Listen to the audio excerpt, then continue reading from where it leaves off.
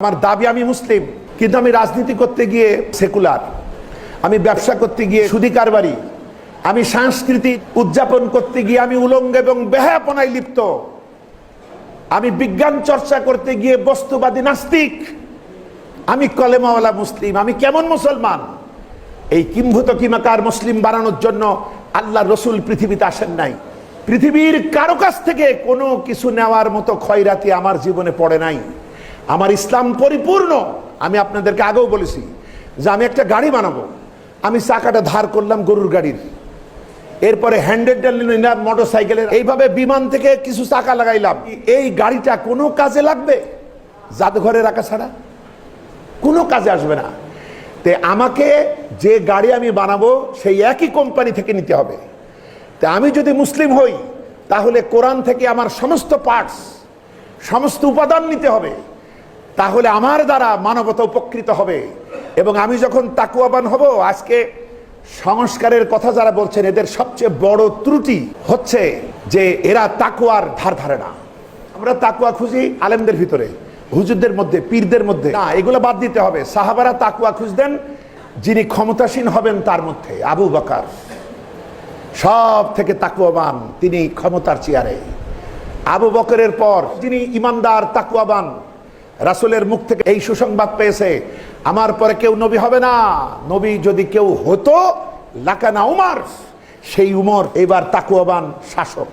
এরপর উসমান, এরপর আলী, যাদের জীবনে অতীত ইসলামের জন্য তারা সর্বস্ব ত্যাগ করেছে। সংস্কার করতে হলে প্রথমে শাসকদের হৃদয়ে তাকুয়া থাকতে হবে। এবং 7টা শ্রেণী কিয়ামতের দিন আল্লাহর আরশে আজিমের ছায়ায় স্থান পাবেন।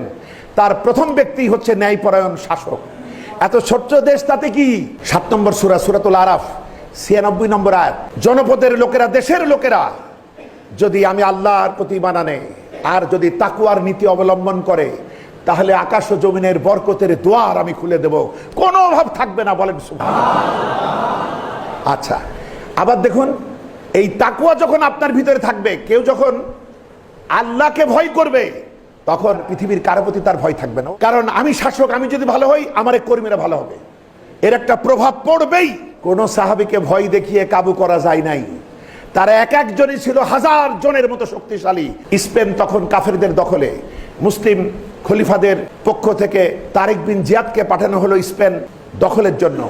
তিনি যে পাহাড়ে পাদদেশে আসলেন, আজকে তার নাম জিব্রাল্টার মালভূমি। সে দেয়া হয়েছে ইতিহাস, মহাবীর তারিক এই পাহাড়ে পা দিয়েছিলেন প্রথম, তাই নাম হতো জাবালুত তারিক, তারিকের পাহাড়। কিন্তু মুসলমানরা যে বীরের জাতি এটা তো বুঝতে দেয়া হবে না, সুতরাং ষড়যন্ত্র করে নাম মুছে এখন দেওয়া হয়েছে জিব্রাল্টার মালভূমি। অল্প কিছু সৈন্য নিয়ে তিনি নামলেন। নেমে কিছু দূর এগোতেই জানলেন যে বিপক্ষ শত্রুরা 10,000 সৈন্য রেডি, কিন্তু আমাদের সামান্য। সৈনিকদের মধ্যে কানাঘুষা হচ্ছে, কি হবে, আমরা পারবো কি না পারবো। তারিক বুঝা মাত্রই এই যে তাকুয়াবান একজন মর্দে মোমেন কি করে, বলছে চলো ব্যাক করি। বলছে কেন? বলছে চলো না। ফিরে এসে সমুদ্রের ধারে যে জাহাজ ছিল বলে এখানে আগুন দাও। বলে আমরা ফিরে যাব কিভাবে? বলছে মুসলমানের তো সারা পৃথিবী দেশ, এই জমিন দখল করে এখানে তোমাদের ঘর বাড়ি তৈরি হবে। বলেন আল্লাহু আকবার।